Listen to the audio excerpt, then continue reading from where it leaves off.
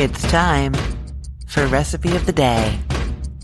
Christmas is 2 days away, and if you are looking for something special to take as like a hostess gift to somebody's home for Christmas Eve, Christmas, or even for New Year's coming up, or if you just want to add something special to your mornings, this is it. This is a Christmas coffee blend, and what you're essentially doing is just adding some spices to some ground coffee so that when your coffee brews, it lightly flavors it with those spices. So it's not like intense. We're not talking about like a Starbucks gingerbread latte kind of thing. Nothing like that. This is way more subtle and I think therefore like more special, you know? So what you're going to be doing is actually using whole spices here, not ground spices. And the reason is that the ground spices, if you mix them with your ground coffee, they are finer than the coffee and they actually get pulled through with the water and end up creating like a fine film over your coffee. And you do not want that at all. Instead, we're using the whole spices kind of crushed a bit and quite a lot of them so that the small amount of time that they are in contact with your coffee does manage to flavor that coffee when you're brewing it. You see what I mean? Okay, so what you're going to do is get 4 cups of dark roasted ground coffee. You can do stuff you grind yourself, store-bought, like already ground, whatever you've got. You want 4 cups of it and you're pouring it into a big bowl or container. I like to do it in one big bowl first and mix it all up and then divide it if I'm doing it as gifts, or if I'm doing it just for myself, one big jar straight into it that I can put the lid on and shake everything up later, right? Okay, then into a mortar, like a mortar and pestle, you know what I mean? Something that you can crush spices in, but not like grind them finely. We're just going to be crushing them gently. You're going to get 8 cinnamon sticks and you're going to break them up with your hands into your mortar. And then you're also adding 80 whole allspice berries, 40 whole cloves, and 20 whole black peppercorns. Like with my mulled wine recipe that I told you about recently, I put black peppercorns in there because they have this like little back bite, kind of like the cloves, and I really love it. If you think it's going to be too bitter for you, or if you don't like that like clove bite as much, you might want to omit those. Okay. So now you have your mortar with all of those whole spices in there, and then you use your pestle to just crush them gently and lightly. You're breaking them up, but not enough that they're going to be finer than your ground coffee, right? You want them broken up so that they better are able to flavor the water going through, but not so broken up that they're going to go through whatever filter you're using to make your coffee, right? Okay. So you crush those up. You're still going to have big pieces of cinnamon sticks. That's fine because they actually look really nice in the jar. You're going to have big pieces of cinnamon sticks still, and then your other spices are crushed up fairly well. Add that to the container of coffee, stir it, and then, like I said, if it's a big jar that you're keeping for yourself, put the lid on, give it a shake. And if you are going to give that as gifts to somebody, you could put them into little mason jars with a ribbon tied around it, and it's perfect.